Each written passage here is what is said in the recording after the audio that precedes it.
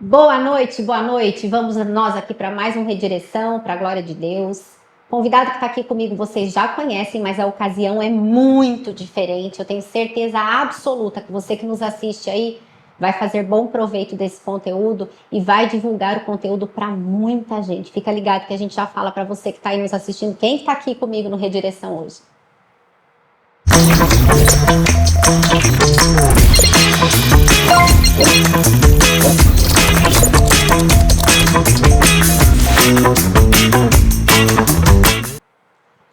Boa noite! Hoje eu tenho o privilégio aqui de dividir comigo o espaço do Redireção, o Dr. Nelson Miesel, já esteve aqui outras inúmeras vezes, hoje não vai ser a última, você pode ter certeza, mas hoje, sem dúvida nenhuma, é uma das vezes mais especiais, dentre muitas as quais ele já esteve aqui. Dr. Nelson está lançando na próxima quarta-feira, dia 13/8, um livro que eu sei, antes de nascer no coração dele, nasceu no coração do Senhor, porque é um livro necessário, é um tema urgente. Nós vamos falar sobre paternidade, maternidade, paternagem, maternagem. Ele vai colocar aqui a diferença entre uma coisa e outra. O livro é lindo, tá maravilhoso, já tive acesso, tive o privilégio de ler. Ô Lu, você projeta para mim, por favor, a imagem do livro aqui. E aí, Dr. Nelson, seja muito bem-vindo mais uma vez ao Redireção. Você sabe que não é a última, pelo contrário, né? E o livro maravilhoso, que é na próxima quarta-feira agora, né? O Conflito de Gerações. É isso aí. Eu que agradeço, é um prazer para mim estar aqui. Você sabe que isso aqui já é minha casa. Eu amo estar aqui, eu amo gravar com você. Eu acho que tudo que a gente traz, a gente faz de trabalho, a maneira que a gente enxerga o mundo é muito parecido. Então, acho que a gente tem muito para ganhar quando a gente está junto. Então, eu estou aqui, é um prazer para mim. Esse livro tem uma inspiração especial chamada Cecília? Sem dúvida nenhuma. A Cecília é minha filha. Põe para mim, por favor.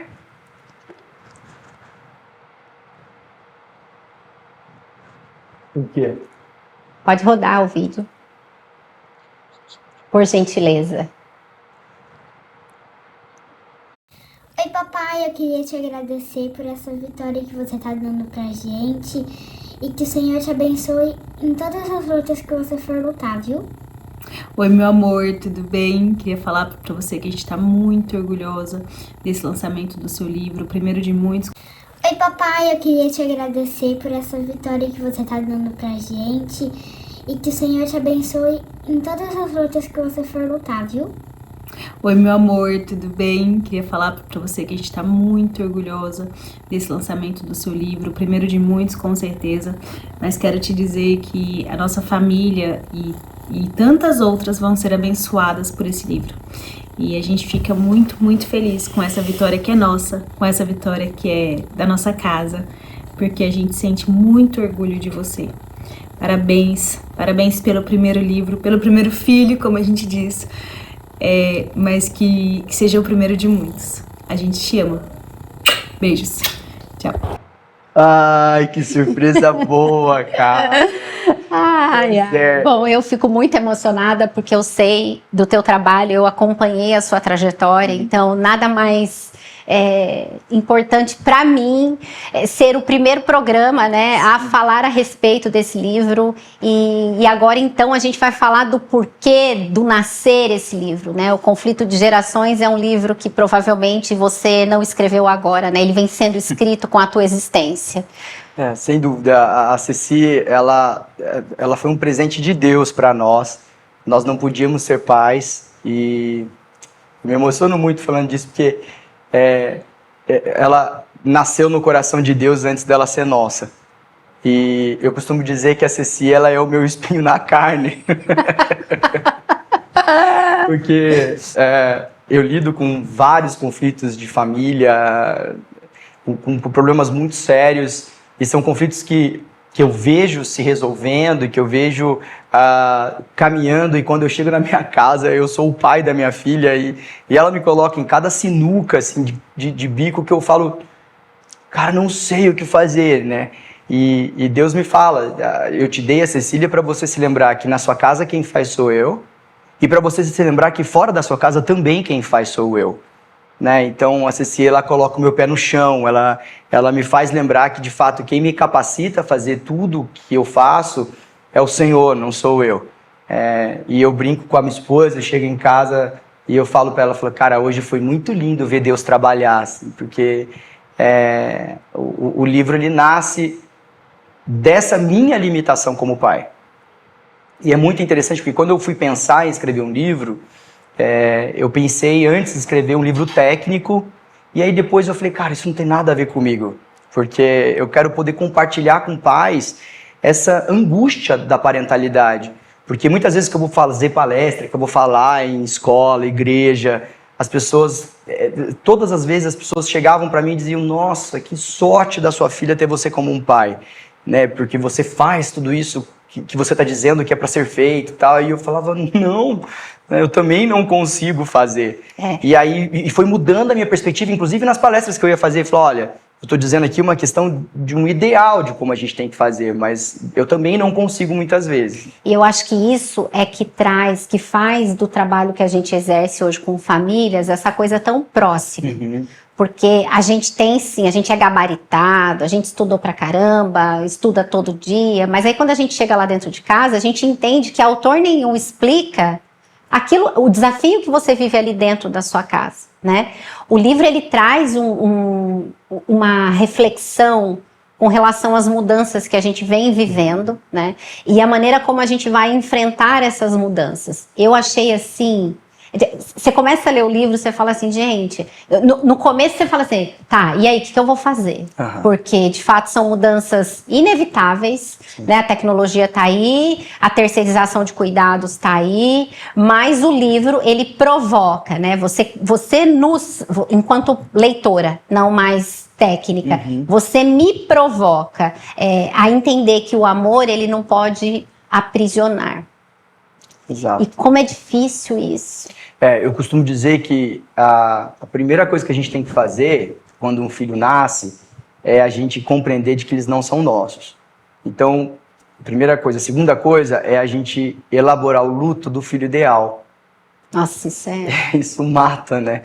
Porque não tem jeito, a gente sempre vai ter uma expectativa de que o nosso filho vai ser perfeito, de que vai estar tudo certo, de que os filhos vieram para realizar as nossas frustrações, e isso é natural de se ter, isso acontece, mas isso de longe é uma das coisas que mais adoecem as crianças hoje, essa expectativa, até inconsciente mesmo, da gente como pai, sobre os filhos, né? E eu brinco que se você se frustrou por não ser aquilo que você queria ser, ou se você não lida com a frustração de não ter o que você não tem, quem não teve ou quem não é você. Sim. Vai se tratar, não joga isso pra cima. Porque essa é uma filhos. fala errada, né? Eu vou dar pro meu filho o que eu não tive. Pior coisa. Eu costumo dizer que se você tem uma fala que é péssima, é dar para o filho o que eu não tive. Quem não teve foi você, vai se tratar, vai resolver. Porque muitas das vezes, Edi, por estar focado naquilo que eu não tive para oferecer para os nossos filhos, a gente deixa de escutar a real demanda deles e fica preso à nossa própria demanda. Exato. E aí a dificuldade que a gente tem é de entender que esse lugar, esse papel, ele precisa ter uma intencionalidade. A gente precisa fazer de forma intencional, o escutar. Porque quantas vezes você chega em casa exausto, cansado, e a criança quer falar ou quer mostrar alguma coisa e você não dá conta. Então a gente está vivendo um conflito geracional, mas a gente também tem uma geração de pais cansados. Exaustos de performance. Exato. A gente lida com isso o tempo todo, né? O que me deu o estalo de escrever esse livro e compartilhar com as pessoas foi de pensar que eu não aguento mais ouvir pai e mãe chegar pra gente e falar, cara, onde foi que eu errei? Eu fiz de tudo, eu faço de tudo, onde que eu errei? Olha a situação que a gente está vivendo. E é isso. A nossa geração, 30, 50 anos, é uma geração que está exausta, porque nós somos pautados pela performance, né? Seja pela vida das redes sociais, seja até pelas próprias questões narcísicas mesmo da gente. A gente é pautado por essa coisa do que o outro vê, do que o outro pensa, do que o outro vai dizer ou pensar, e a gente não escuta quais são as reais demandas mesmo que existem ao nosso redor, principalmente dos nossos filhos. Eu falei que o livro foi escrito durante a tua existência, mas você acha que a Cecília foi o que faltava? Com certeza. Eu costumo dizer, que eu sempre gostei muito de trabalhar com gestão de conflito familiar, sempre trabalhei com isso. O meu foco dentro da psicanálise foi a psicanálise winnicottiana pensando nisso. Só que é engraçado porque eu não conseguia escrever esse livro porque eu não me via no direito de falar sobre isso, porque eu não tinha sido pai.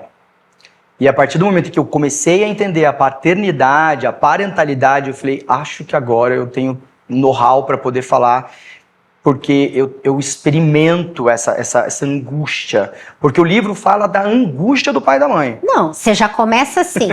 Antes de falar deles, vamos falar de você, pai e mãe? É a primeira coisa. Isso é um soco no estômago, né? Não adianta eu falar sobre a parentalidade, sobre a sua função de pai e de mãe, sem falar da sua própria filiação. Porque a gente vai oferecer para os filhos aquilo que a gente teve.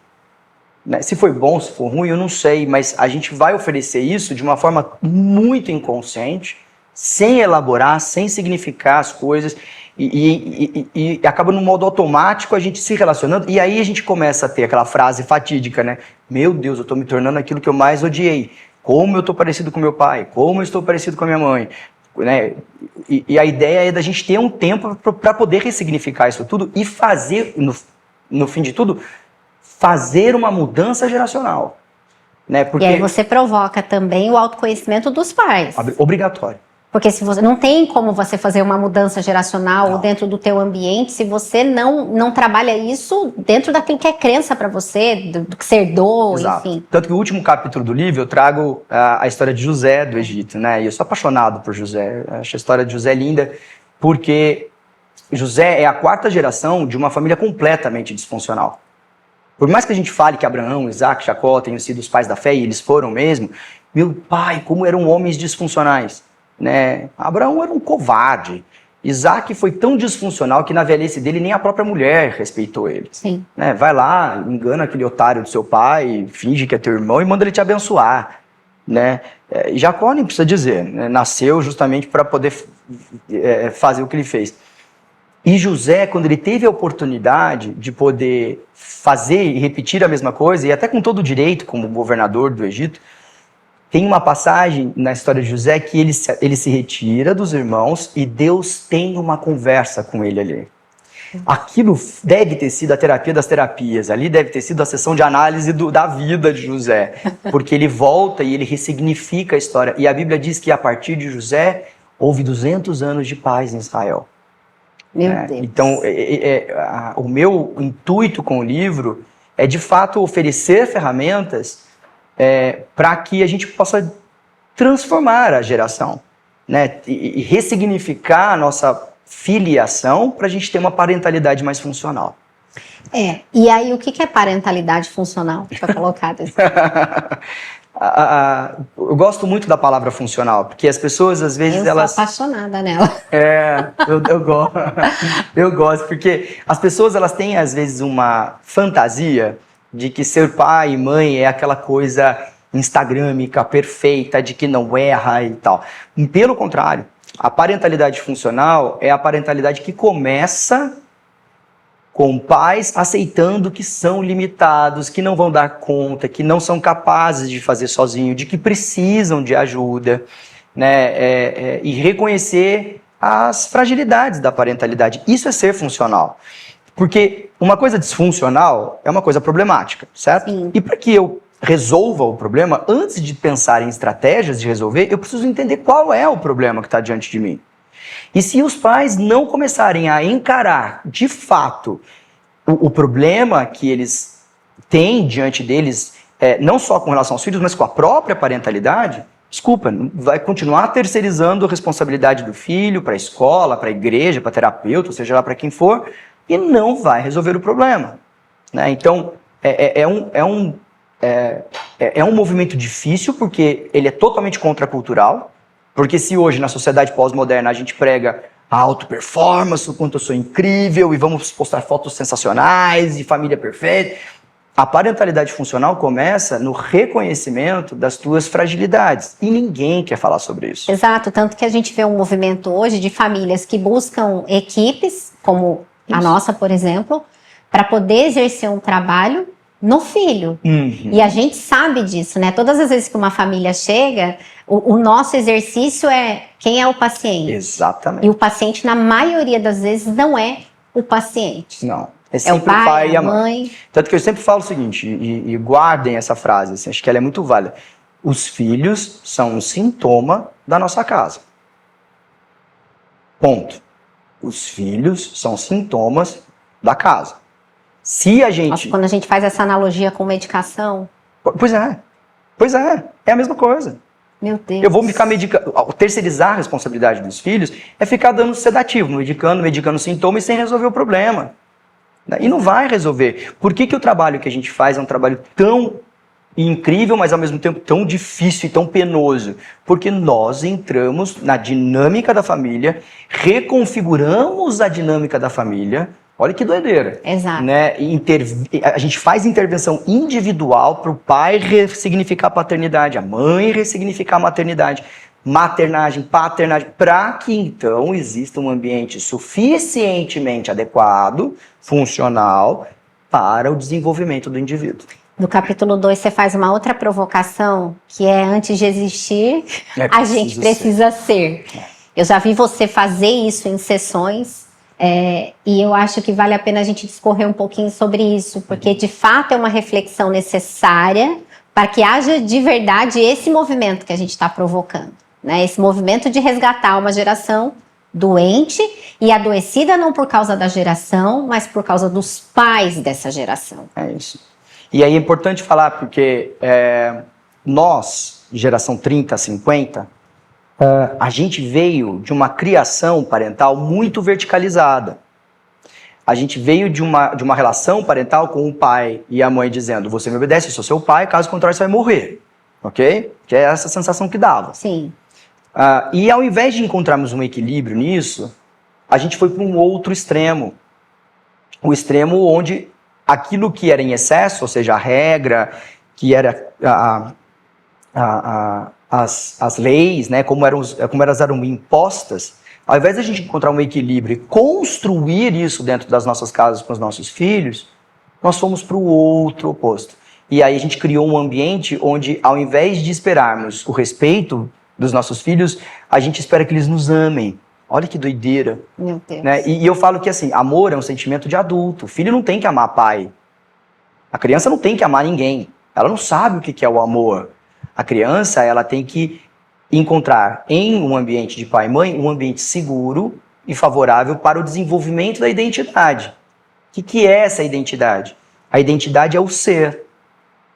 O que é o existir? É aquilo que a gente faz aqui fora, nas funções sociais. Sim. Só que, percebe como a geração que está vindo, principalmente a geração Z e a geração Alpha, eles estão vindo completamente disfuncionais aqui fora. Eles são ineficientes, não conseguem lidar com frustração, taxa de suicídio aumentando cada vez mais. E começando cada vez mais cedo, Cada vez mais cedo.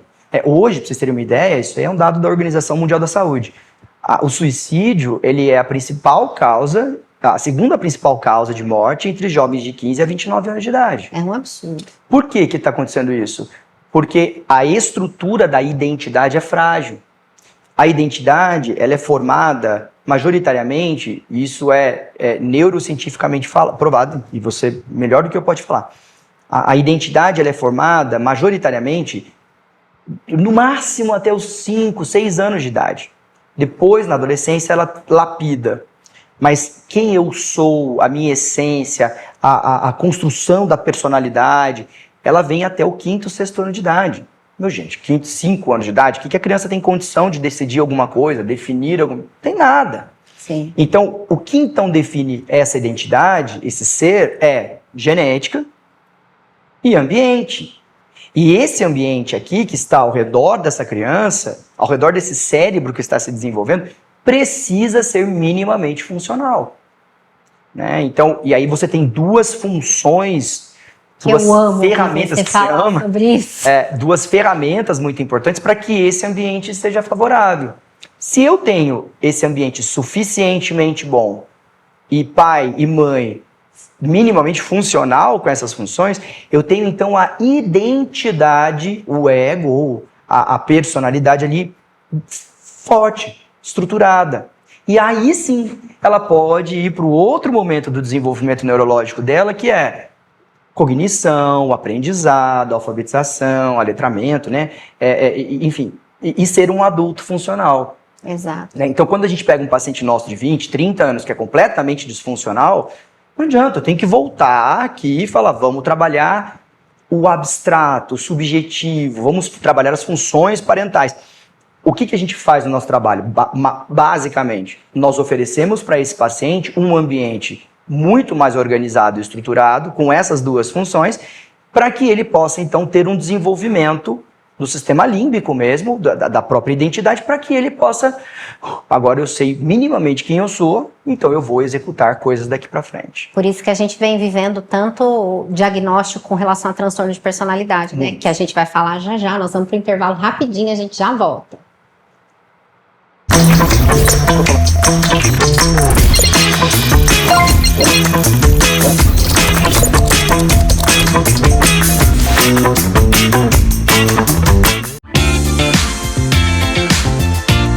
A Oui Mademoiselle Semijoias alinha sofisticação e beleza, valorizando você com acessórios exclusivos e marcantes. Nosso foco é na qualidade, unindo bom gosto e atualidade em peças únicas e perfeitas. São detalhes que encantam e refletem sua personalidade e estilo individual. Fale conosco pelo WhatsApp 11 99667 3767 ou visite nosso Instagram @uimademoiselle-semijoias e conheça tudo o que a gente tem para você. Olá, eu sou Edilane Francescato, eu sou sócia e proprietária na Francescato Assessoria e Consultoria. A Francescato é uma empresa que tem aproximadamente 10 anos de mercado, com metodologia de trabalho próprio, com fontes que a gente acessa nos Estados Unidos, na Europa, mas que, acima de tudo, tem trazido um novo olhar para a saúde mental no Brasil. Casos de alta, baixa complexidade é o que nós, aqui na Francescato, trabalhamos no nosso dia a dia. Então, você que nos assiste e que não conhece ainda um pouco de como é o nosso método de trabalho, acesse o nosso site francescato.com.br e entenda de que forma a nossa empresa, que é uma família, pode ajudar a sua família nas questões psíquicas e emocionais as quais você enfrenta aí dentro da sua casa.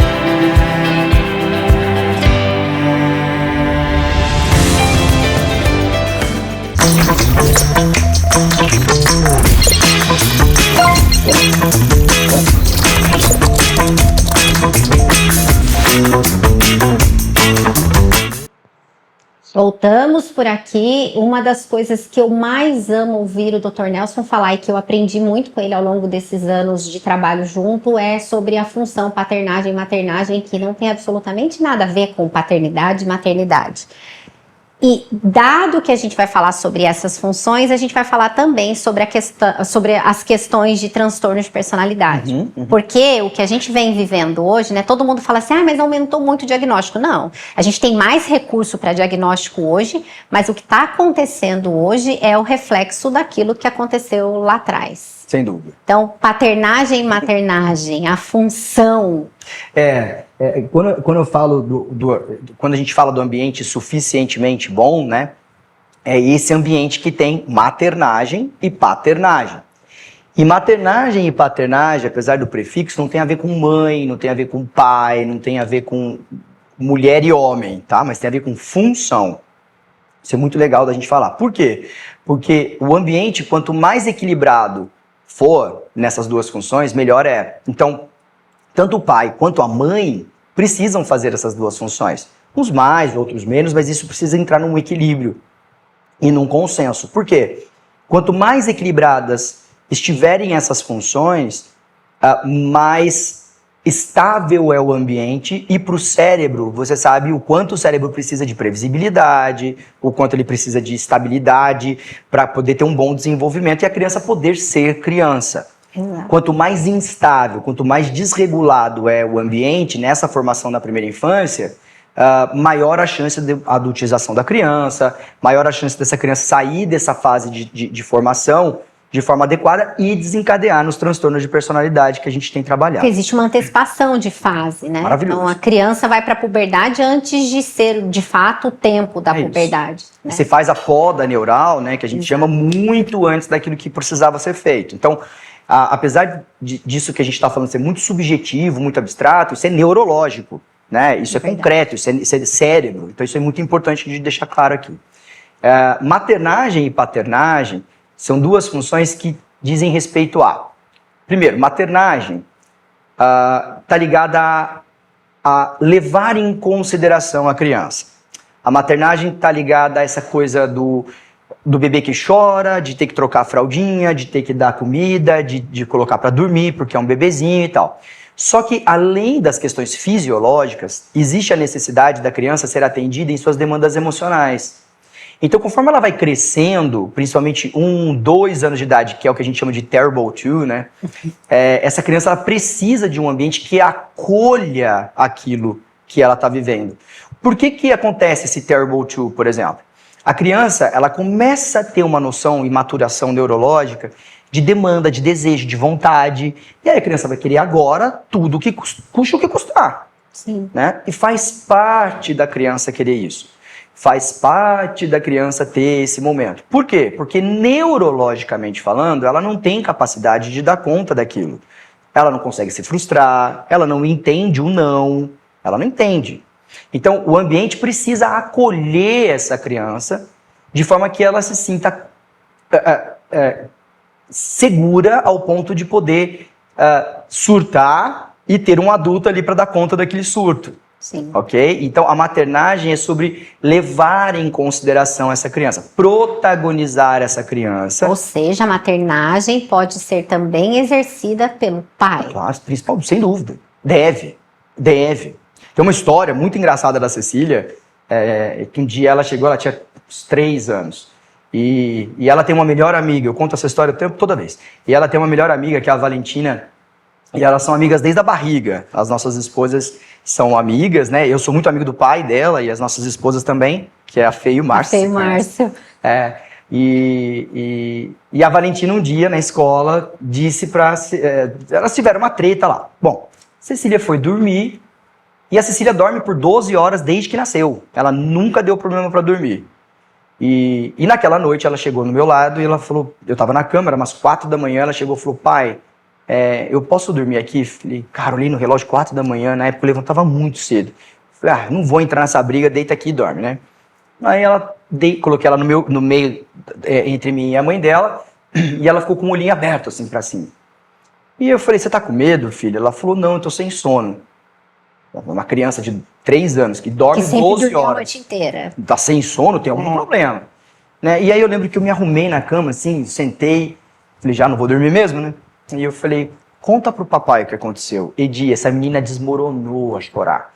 Mas ela chorava, mas foi tão angustiante o que ela estava sentindo, que eu já estava levantando, colocando roupa para, sei lá, fazer o quê. Não sei fazer, de tão desesperado que eu fiquei. Porque ela estava chorando muito. E aí eu primeiro tive que me acalmar. Falei, calma, respira, né? Aí eu falei, filha, pode contar pro papai, né? O que tá acontecendo? O que aconteceu? Ela falou, pai, você não acredita no que aconteceu. Falei, meu pai do céu, e eu fui me dando um desespero. Ela falou, a Valentina não quer ser minha amiga mais. Que problemão. Exato. Foi uma mistura de ódio com alegria, né? De alívio, na verdade. Ódio porque era 4 da manhã e eu tendo que lidar com uma questão de uma criança de 3 anos, né? Que pra ela é uma baita questão com essa idade. E aí é a questão da maternagem. Pra mim, Edi, você me conhece. Uhum. Imagina eu, como um homem, do jeito que eu sou, ter que lidar com uma frescura dessa. Eu fiquei louco na hora. Mas na hora me deu um estalo na cabeça. Eu falei, bom, se ela tá sofrendo é porque pra ela é sofrível. Sim. Se pra ela isso é importante, precisa ser importante pra mim. Essa frase é muito importante. Se pros seus filhos é importante, precisa ser importante pra você. Não que a gente vai dizer sim pra aquilo. mas dar a devida importância que aquilo tem. Exatamente, porque acolher não significa aceitar. Muito diferente. Muito diferente. E aí, na hora, ela começou a me contar e ela me narrou, porque chegou uma menina nova na sala e ela, enfim, aquela coisa toda. E aí ela falou, você não é mais minha amiga, eu sou amiga da Mariana agora. E aquilo acabou com ela. E aí ela me disse, aí ela viu, pequena pecadora, né, cara? A gente nasce pecador mesmo, você não precisa ensinar, né? Ela virou pra mim e falou, pai, já sei o que a gente vai fazer. Em prantos, assim, chorando. Falei, o quê, filha? Vamos fazer uma festa e não vamos chamar a Valentina. E aí entra a função da paternagem. Eu disse o seguinte pra ela, falei, filha, a gente não vai fazer uma festa. Sabe por quê? Primeiro, que ela é sua amiga. Você ia gostar que ela fizesse uma festa e não te chamasse? Ela falou, não. Eu falei, então não. Segundo, filha, que festa a gente faz quando a gente está feliz, não quando a gente está triste. E quantos de nós, para não lidar com a tristeza, buscamos festas ou buscamos qualquer outra coisa que gere alegria e dopamina para não enfrentar de fato a tristeza que a gente tem que enfrentar? Exato. E aí nessa hora a paternagem tem a ver com o não e tem a ver com o contorno do afeto. A paternagem está ligada ao fato de você ajudar a criança a nomear aquilo que sente, se frustrar e dar conta daquilo que ela tem para viver. E aí nessa hora ela falou para mim, mas é muito ruim o que eu tô sentindo, pai. E eu falei, o que você tá sentindo? Ela falou, eu tô muito triste. Então ela nomeia o afeto. E aí eu disse para ela, muito bem. E quando a gente tá triste, filha, a gente chora. E aí eu comecei a chorar, é óbvio, né? Você sabe que eu choro por qualquer coisa. E aí eu comecei a chorar, porque era triste mesmo, ver minha filha triste. E aí ela falou, e aí eu comecei a chorar, e ela falou, por que você tá chorando? Eu falei, porque eu tô triste. Ela falou, não, mas não precisa chorar. Eu falei, mas eu não acabei de falar pra você que se a gente tá triste, a gente pode chorar? Aí eu falei, papai tá muito triste por te ver triste. Então a gente vai passar por essa tristeza juntos. E aí a gente chorou, ela dormiu, e elas, hoje com 8 anos, continuam melhores amigas, uma das outras se amam loucamente, e ela deu conta de lidar com o afeto dela. É uma história simples aqui, mas se eu ensino os nossos filhos, se a gente ensina os nossos filhos a dar conta do que eles sentem, isso faz parte da constituição do indivíduo. Ok? E dar conta não significa... Outro dia aconteceu uma situação bem engraçada. A gente estava na mesa para tomar café da tarde, meu sogro botou o milho cozido e alguém pegou o que o Pipo queria, mas tinha um monte de milho ali. E aí o Pipo, eu não quero mais, e começou a gritar, chorar, e ficou triste e tal. Eu já nem me abalo mais. No dia seguinte, meu sogro me liga e fala assim para mim, Di, você não acha que no momento que o Pipo chorou, a gente tinha que ter dito pra ele assim, homem não chora, isso não é coisa de homem. Só que meu sogro tem 82 anos, vamos relevar. Mas tem pais que ainda ensinam isso. Ou não chora porque homem não chora, ou... E aí eu vou fazer... Eu já fiz isso. Se você chegar em casa porque você apanhou e não desceu a porrada, também você vai apanhar de novo em casa. Olha o que a gente ensina de forma completamente inadequada. Então, por isso que eu gosto de te ouvir falar sobre as funções. Você exerceu maternagem e paternagem, que a gente aprendeu com o Winnicott, né? Muito bem. Numa mesma situação. E aí, eu tenho certeza que para você ter feito isso, foi porque você se autoconheceu antes de conhecer a Cecília. Não tem, né? E o livro traz muito essa provocação, né? O ser antes de existir, quem nós somos, o ambiente como sintoma da família e daquilo que a criança vive. Teve uma pessoa na caixinha que falou, pede para ele falar sobre a adolescência também, que é a piora de um ambiente doente. Isso. E aí entra os transtornos de personalidade.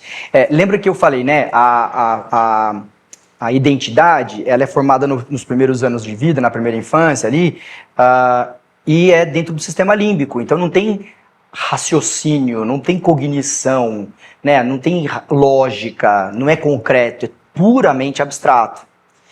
Depois dessa fase, 5, 6 anos, você entra na poda neural e as emoções é como se elas hibernassem. Sim. E aí o cérebro vai desenvolver outras coisas. Por conta da questão hormonal e de tudo que acontece com o corpo do adolescente, quando você tem esse boom, aquilo que estava dormindo acorda como se estivesse acordando de um longo inverno hibernando e acorda faminto, acorda assim, desesperado, numa força extraordinária. E aí, qual que é a grande questão? Quando eu tenho um ambiente que nessa primeira infância ofereceu ferramentas e recursos para que tenha um bom desenvolvimento de afetos e um bom desenvolvimento da identidade, quando essa identidade acorda aqui na adolescência, ela é uma adolescência menos insuportável. Porque a adolescência por si só é insuportável. Exato. Eu vou dar uma dica aí para você que nos assiste. Volta a alguns episódios anteriores que o Dr. Nelson esteve aqui com a gente falando sobre a série Adolescência. Ah, foi mesmo. E a gente falou bastante sobre isso, né? Sobre esse período da infância. E aliás, aquela série muito legal, né? Aliás, aquele podcast foi muito legal. Foi. Deveria ter tido umas 3 horas de podcast. Com certeza. A grande questão é que na adolescência, quando a gente acorda e essas emoções elas surgem, tudo fica muito intenso. Porque o lobo pré-frontal, que é quem equaliza isso, quem dá o tom, quem regula isso, ele só vai terminar de desenvolver na mulher com 21, 22 anos e nos homens com 25, 26, com sorte, Às né? vezes, né? Às vezes, né? Porque tem uns queridos que com 30 parece que tem 5. Enfim. Por isso que o homem é mais lesado. Então, na adolescência, o lobo pré-frontal, que é quem faz essa harmonização toda, né? Sentir tristeza até aqui, sentir alegria até esse tanto, né? Que faz essa adequação, ele ainda não está pronto. Então você tem um sistema límbico que desperta, Exato. um lobo pré-frontal que ainda não está pronto. Lembrando que o sistema límbico, a função dele é busca de prazer e evitação da dor. Ponto. Busca de prazer e fuga. Busca de Certo. prazer e fuga. Na neurociência afetiva a gente estuda muito sobre isso. Você tem esse sistema límbico que explode, né? Que naturalmente ele já vai acordar um lobo pré-frontal que ainda não está preparado. E aí, se eu tenho uma criança que veio de um ambiente disfuncional, esse sistema límbico vai vir, meu caro, arrepiando. Né? E se 80% deveria ter sido feito do trabalho lá atrás, não foi, agora você tem que lidar com um 100 que você não deu conta de fazer aqui. Né? Lembrando que uma vez instalado um transtorno de personalidade, o trabalho é árduo para poder trabalhar, para poder tratar. Muito. Na grande maioria das vezes, é controle de dano. Exato. Né? Existe tratamento, a gente consegue manejar muito bem. Lembrando que o transtorno de personalidade faz parte da personalidade, então é característica do indivíduo. Agora a gente consegue manejar e tornar isso menos disfuncional. Exato. E o que a gente mais sofre em consultório é a psicoeducação Dos pais. É a maior dificuldade que a gente tem. E a gente entende a dor do pai, entende a dor da mãe, valida. Sim. Mas a realidade eu não tenho um remédio para transtorno de personalidade borderline. Não. Para um transtorno de personalidade narcisista. Eu tenho remédio para sintoma, eu não tenho remédio para o transtorno. E o trabalho é árduo porque é terapêutico, não tem como. Né? E por que eu sou tão apaixonado pelo seu trabalho, especificamente? Eu brinco que eu queria muito que todos os meus pacientes tivessem acesso ao Francescato. Porque o trabalho de psicoeducação que você faz com os pais, eu nunca vi nada igual. Então isso facilita meu trabalho, assim, em 1000%. Porque se nós não intervirmos na dinâmica de funcionamento da família, não adianta. E aí qual que é o problema? O seu trabalho é entrar dentro dessas dinâmicas de família e apontar aquilo que é disfuncional. E você já me viu chorar muito por isso. Porque você mostrar para um pai um áudio de uma filha, como a gente já fez algumas vezes, para que esse pai entenda do que eu estou dizendo, porque por mais que eu ensine tecnicamente não funciona, ele precisa ouvir aquilo, é pesado demais. É o que você fala, a gente tem que estar com a terapia em dia. Muito. Tanto que, às vezes, a gente se fala muito nesse sentido, Nossa! Né? Cara, eu não tô aguentando, eu vou dar alta pra esse caso. Porque é pesado mesmo, você intervir. A gente viveu ontem uma situação que de tocar no assunto, eu tenho um aperto no peito. Assim. E o quanto bate na nossa história também, Sim. Né? Nessas questões que são muito importantes. E aí é muito legal a gente falar sobre isso, porque essa informação aqui ela é muito válida, tá? O excesso de amor, ou seja, essa maternagem de que, meu Deus, esse filho, meu pai do céu, o rei da casa, né? Enfim, tudo isso está gerando para a sociedade hoje verdadeiros déspotas. Adolescentes que são narcisistas, imperadores e que acham que podem ter tudo agora, custe o que custar. E aí vai viver a realidade da vida lá fora, no mundo, e o primeiro impasse que eles têm, eles não dão conta, eles sucumbem, eles quebram. Mas quebram ao ponto de se cortar, de se matar, porque eles estão frágeis. Exato. Não aprenderam a se frustrar no ambiente adequado e seguro que é o ambiente da família. Né? Então essa coisa de dar tudo que eu não tive, de oferecer conforto em excesso, isso gera a ausência de propósito na vida desses caras. E aí, como você bem coloca, todo excesso esconde uma grande de uma falta. E toda falta gera uma grandíssima de uma delinquência. Exato. Olha que doido O isso. Winnicott de novo. Ele falava isso e era incrível essa fala do Winnicott, né? Todo excesso esconde uma falta, né? E toda falta gera uma grande delinquência. Né? Então, é importante a gente entender, e esse excesso, Edi, isso aqui eu quero trazer aqui, esse excesso, ele é configurado pelo cérebro como negligência. Olha que maluco.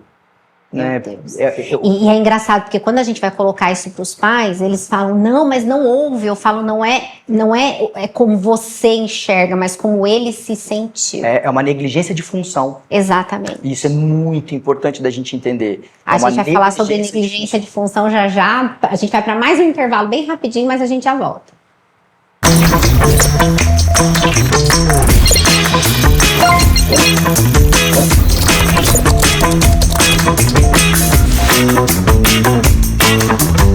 Tapeçaria Pedroso, a sua melhor escolha há 12 anos. Atendemos desde os serviços mais simples, como forrações e estofados, até os mais sofisticados, em parceria com arquitetos e designers de interiores. Cortinas sob medida, reformas de sofá, poltronas, cabeceiras e tudo o que você precisar. Venha nos conhecer e descubra como podemos deixar seu ambiente mais aconchegante. Fale com a gente pelo WhatsApp 11 98372 7059 ou acesse nossas redes sociais @pedrosoestofados e nosso site www.pedrosoestofados.com.br.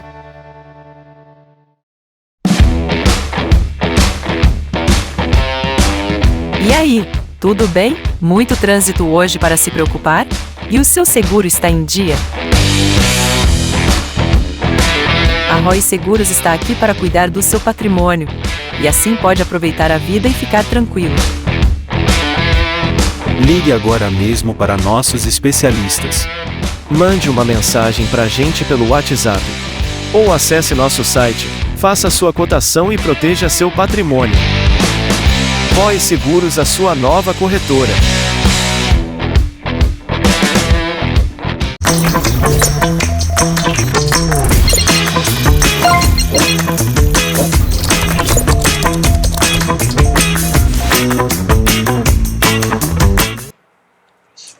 Gente, tá demais, né? A sensação que eu tenho é que eu tô numa sessão de terapia. E aí é aquilo que a gente falou, né? É o autoconhecimento meu, para que eu exerça com uma qualidade decente o ser mãe, o ser pai. Funcional. Exatamente. Nós vamos falar sobre um assunto bem...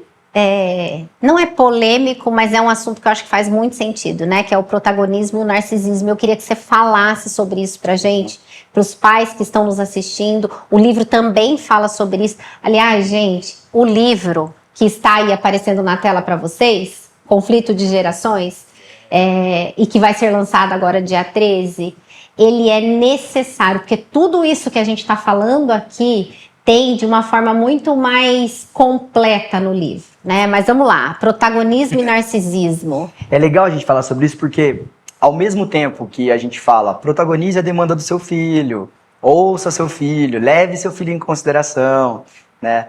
A gente fala sobre o equilíbrio disso tudo. Isso é muito legal porque esse é um paralelo que eu fiz. Aliás, esse capítulo surgiu de uma sessão. Aliás, muitos dos capítulos do livro foram frutos de sessão, assim. E essa expressão protagonismo e narcisismo, quem trouxe foi o meu paciente mesmo. A gente estava falando sobre isso. E é muito interessante falar porque a diferença do protagonismo e narcisismo, ela é uma diferença de um detalhe muito peculiar, muito fino, mas ao mesmo tempo que faz uma diferença enorme. O protagonismo é quando eu entendo que eu tenho um lugar para falar, eu tenho um lugar para expressar aquilo que eu penso, aquilo que eu sinto, mesmo que aquilo que eu penso e sinto não seja certo ou errado, né? Pode ser que esteja errado e aí eu, como filho, entendo que está errado, porque meu pai me abre esse espaço de diálogo para poder lidar com isso, né? Eu vou trazer um exemplo, esse exemplo é de agora, assim, a Cecília, ela e a Roberta, cara, foi Deus que mandou a Roberta como mãe da minha filha, porque a minha filha sou eu com vida própria, então assim, meu Deus do céu, enfim, a Cecília chegou para a Roberta esses dias com uma lista na mão, dizendo, mãe, tem aqui 10 coisas que eu acho que você precisa mudar para ser uma mãe melhor. Cara, isso é comigo isso, cara. E a Roberta com uma paciência enorme, assim, porque a Roberta teve uma frase que logo que a Cecília nasceu, ela me disse, e aquilo ficou no meu coração, que ela me disse o seguinte, eu não fui uma filha que pude falar o que pensava, eu não fui uma filha que podia falar o que eu sentia, e isso me adoeceu. A minha filha vai poder falar o que pensa e o que ela sente, mesmo que ela tenha que ser corrigida, porque é em casa que é o ambiente seguro para que ela possa aprender sobre isso. Quando a gente corrige, é quando você diz para o teu filho o seguinte, olha, você tem o protagonismo da fala, eu te levo em consideração, mesmo sendo uma criança de 9, 8 anos, 7 anos, eu te levo em consideração, mas não é do jeito que você está dizendo. É assim, assim, assim, assim. Né? Porque isso é muito importante, porque você constrói a autoridade sem ser autoritário. Porque a diferença lá atrás é porque os nossos pais foram autoritários e a gente obedecia por medo. Hoje, a gente precisa entender que nós precisamos ter a autoridade sem que seja mediado pelo medo. E a gente acha lindo falar, né? Na minha época não precisava nem falar, era só olhar. Exato, isso é castrador, né? Isso é horrível. Olhar o quê? Sei lá. E aí, às vezes, eu tô pensando uma coisa que, sei lá, nem é errado, ou é errado, mas nem é tanta coisa, e aquele olho, né, aparece, assim, né? Aquela coisa horrorosa. Satânico. Do pecado, né? Não é nem satânico, parece aquele Deus cruel, né? Aquela coisa assim, né? Da ira e tal. Pra mim era literalmente a representação de Satanás. Eu olhava e falava, a gente tá encarnado. E aí você você impede, na verdade, o teu filho de construir protagonismo, porque apesar de ser, a minha filha vai fazer 8 anos agora, apesar dela ter 8 anos, ela tem um espaço de protagonismo dela naquele momento que ela diz, olha, eu queria falar sobre isso aqui que está me incomodando na sua maternidade. E a Roberta sentou e elas sentaram, discutiram item por item, dizia, muito bem, filho, olha só isso que você está falando, mas sabe por que a mamãe faz isso? A mamãe faz por conta disso, disso, disso, disso, disso. Né? Mamãe faz por conta disso, disso, disso. Então ela podia entender a coisa melhor. E você acha que pode acontecer, por exemplo, nos 10 itens da Cecília, pode ter ali um item que de fato precisaria de uma... O dia que a Roberta recebeu a lista, ela me mandou a foto chorando. Ela falou, acho que ela tem razão em tudo. Era isso que eu ia perguntar. Eu sou uma péssima mãe. E aí eu falo pra ela, cara, lembra que você tá dando espaço pra sua filha poder falar o que pensa, e isso já te torna uma mãe suficientemente adequada aqui. E isso não quer dizer que, olha só, isso não quer dizer que eu vou me submeter àquilo que o meu filho tá dizendo. Uhum. Porque a palavra final é minha, a palavra final é da mãe. E você acha que a gente tem que, quando precisa de um reajuste na rota, a gente tem que falar para a criança? Opa! Mas não realmente, dúvida. Mamãe errou. Opa! Não tenha dúvida, isso é super importante. Né? E por quê? Porque a criança ela aprende que o amor, olha só que louco, o amor ele não é mediado pela performance. Tem uma história muito linda, um dia nós fomos receber um casal de amigos em casa e eles têm um filho muito chato. E realmente esse cara é muito chato mesmo, o filho deles é muito chato. E aí eu falei pra Cecília, falei, filha, assim, não briga com o fulaninho, assim, por favor, né? Evita... E ela provoca, ela sabe que o menino surta e ela adora ver o moleque surtar, enfim. É pecador. E aí... E criança. E criança. Falei, filha, assim, dá uma segurada, né? Tá, beleza. Meia hora os dois já estavam tretando lá, quebrando o pau. E aí eu fui lá, falei, poxa, Cecília, pelo amor de Deus, pô, falei pra você... Não briga com o moleque, você fica implicando com ele e tal. E ela chorando brava, assim, né? E aí ela falou, sabe por que eu tava brigando com ele? Porque ele tava fechando a sacada, a porta da sacada. E se ele fechasse a porta da sacada, o Juca, que é o cachorrinho dela, iria fazer xixi no tapete, e não no tapetinho dele que fica lá fora. E aí você ia brigar com o meu cachorro. E eu não quero que você brigue com o meu cachorro. Justíssimo o Acho motivo. Eu olhei e falei, filha, você tem razão. O papai tá errado. Né? Que demais. E aí, olha que doido. Intencionalmente eu fiz uma pergunta. Filha, eu abracei, pedi desculpa e tal. E eu falei, você ainda ama o papai? Aí ela falou, amo. Mas nota, eu falei que amor é uma coisa de adulto. Eu não queria que ela me amasse. Eu queria uma outra coisa. E aí no outro dia, a gente estava no carro e aí ela desrespeitou a mãe dela. Ela falou um negócio que eu não gostei. E eu falei, com a sua mãe, você não vai falar desse jeito. Isso é um desrespeito. Isso que você está fazendo não está certo, isso está errado. E ela começou a chorar muito, muito, muito, muito. E aí ela terminou de chorar, ela falou assim, você ainda me ama, papai? Nossa. Do mesmo jeito que eu tinha perguntado para ela. E aí eu disse para ela o seguinte, o papai vai sempre te amar.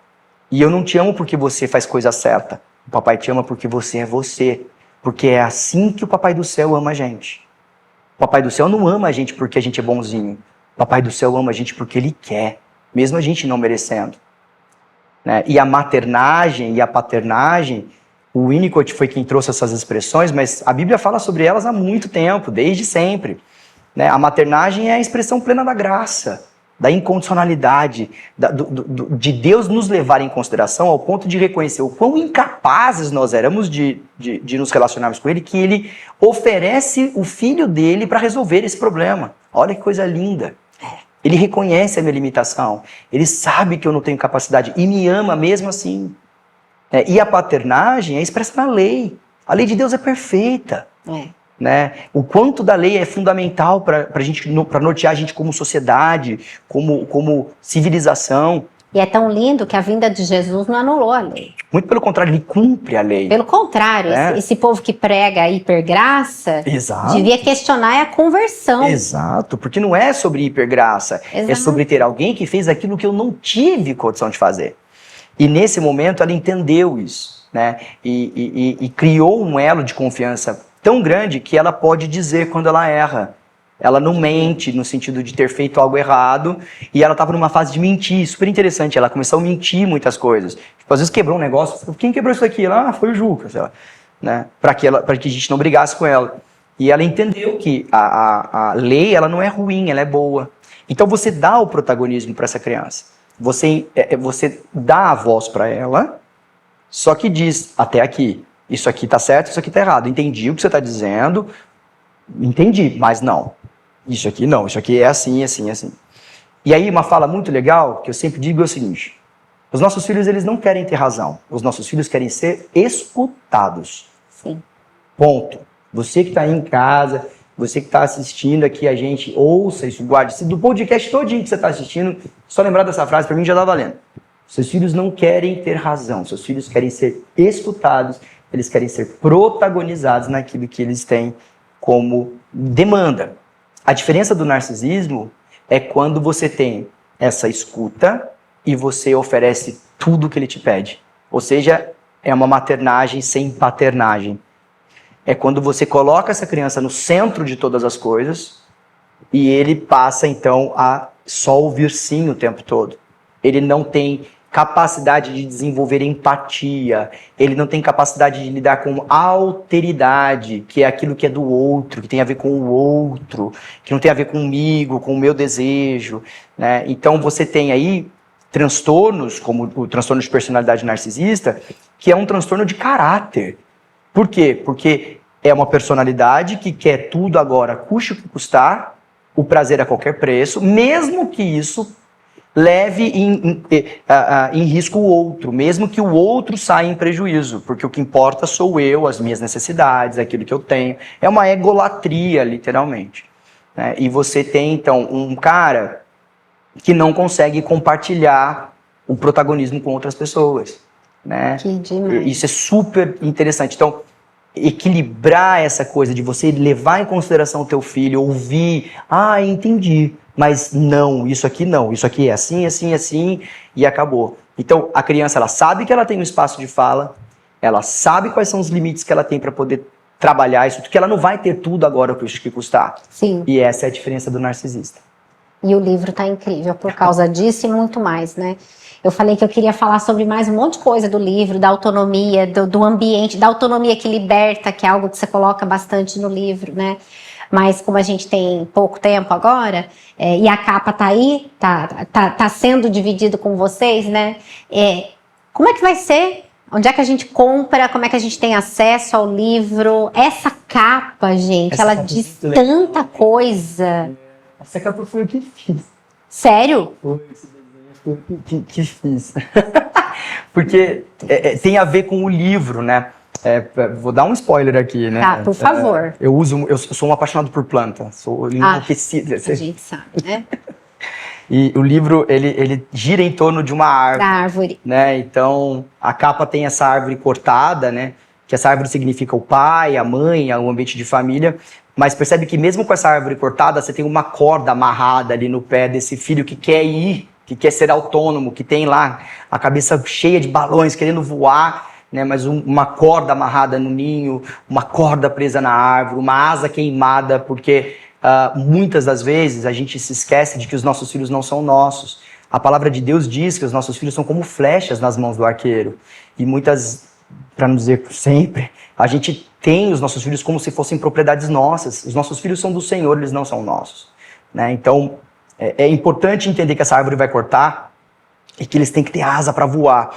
E a autonomia é isso. É você ter uma criança que foi preparada para ter liberdade e responsabilidade para lidar com a liberdade que adquire. E isso começa bem cedo, né? Desde o minuto que nasce. Exato. É a questão do desenvolvimento da personalidade, desses recursos de protagonismo e narcisismo, para que você tenha um indivíduo socialmente funcional, que ele vai e faça mudança no mundo por onde ele passa. Para encerrar, eu vou fazer uma pergunta. Qual é o maior conflito dessa geração?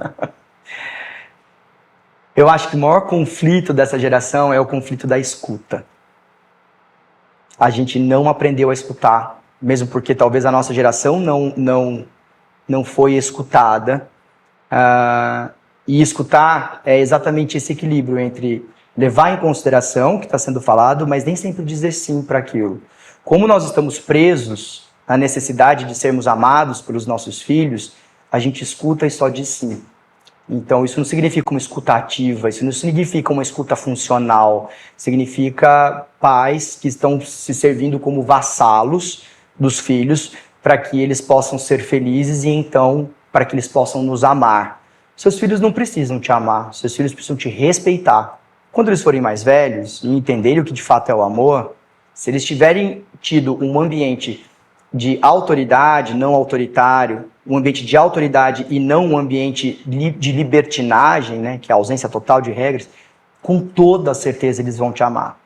O livro, ele me trouxe particularmente a reflexão mais doida que eu imaginei. Porque quando você discute paternidade, maternidade, quando você discute psicoeducação parental, o que você imagina, né? Você imagina os 7 passos para ser um bom pai, né? 5 dicas para, enfim, né? E o livro, ele traz a gente para um lugar onde o maior conflito que a gente tem é a falta do autoconhecimento parental. Sem dúvida. E aí a gente fica discutindo o que fazer com a criança, criar a rotina. Por exemplo, por que os meus filhos, eu sou a maluca da rotina? Porque eu, pessoalmente falando, sofro por isso. É a maior demanda que eu tenho. Eu tenho problema com horário, eu tenho problema com coisas que tem que acontecer, eu quero fazer a hora que eu quero, do jeito que eu quero, eu acho que... E aí não é uma birra, é o ambiente doente que eu fui, né, que eu vivi. E o livro traz essa reflexão.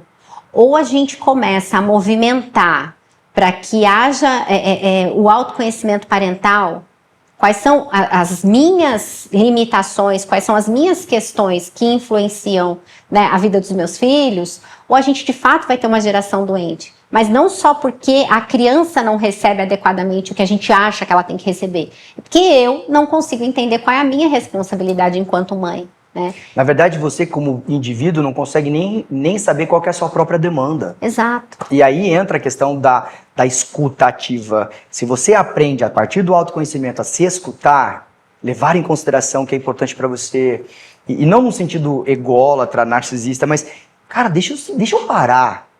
Para. Deixa eu entender o que eu tô sentindo. Deixa eu elaborar isso tudo. Calma, pera. Deixa eu entender. Quando você faz isso, é muito mais fácil de você fazer isso com os filhos. Exato. Do ponto de vista terapêutico, quantas vezes eu não senti raiva de alguma situação profissional, de um paciente, e aí você falou, pera, é sobre você. Exato. Calma, volta, né? E é isso. Então, assim, do fundo do meu coração, eu quero que esse livro chegue no maior número de pessoas possível. Amém, assim, sabe? amém. Que o lançamento dele aconteça agora, dia 13, para a glória de Deus. Vai ser. Mas que pais e mães sejam impactados com a verdade que está ali dentro. Pra gente, de fato, mudar uma geração. Porque é isso que precisa, não tem jeito. Eu acredito numa coisa, Di. Eu acredito que Deus nos chama para sermos ferramentas nas mãos dele. E ele dá inúmeras possibilidades, talento, recurso, conhecimento, para que a glória dele seja manifesta. Nós estamos vivendo uma era de uma batalha muito grande, e é uma batalha ideológica. E quando nós fazemos esse tipo de intervenção nas famílias, quando a gente retoma a função parental, quando a gente restabelece vínculos saudáveis, nós estamos dando bicuda na cara do cão. Glória a Deus, aleluia! Porque nós estamos fortalecendo aquilo que é de mais importante para o Senhor, que é a família. Exato. A família não é obsoleta, a família não passou. A família é um sonho de Deus, um propósito de Deus. E esse livro nasce com essa intenção, de construir de fato ferramentas, pais, mães que sejam funcionais, funcionais na palavra, no sentido da palavra, para que a gente possa ter indivíduos no mundo que façam a diferença por onde eles passarem. Glória a Deus. Amém. Por isso. Que Deus te abençoe, Amém. Abençoe sua família e que vocês continuem sendo um outdoor da graça de Deus. Amém. Sigam o Dr. Nelson, porque vai estar tudo lá, tá? Onde vai vender o livro, como é que a gente tem acesso, @Dr. Nelson Miesel, vai estar aí já está aí na TV para vocês, eu esqueço, a Tarja, tá aí na Tarja. Acessem E o livro vai ser vendido por lá, tá? Ah, é? O link de venda do livro vai estar por lá. Vai vender na Amazon e vai ter um link específico para poder vender o livro lá direto. Boa, é isso aí. E se você conhece uma família que está passando por algum desafio e nem sempre tem possibilidade de acesso a profissionais como a gente aqui, compra o livro, dá de presente. Obrigada pela audiência. Eu sempre peço isso, e hoje em especial, manda esse episódio para todo mundo e que seja para a glória de Deus. Muito obrigada mais uma vez. Até o próximo Redireção, Dr. Nelson, e até o próximo Redireção, se Deus quiser. Tchau, tchau.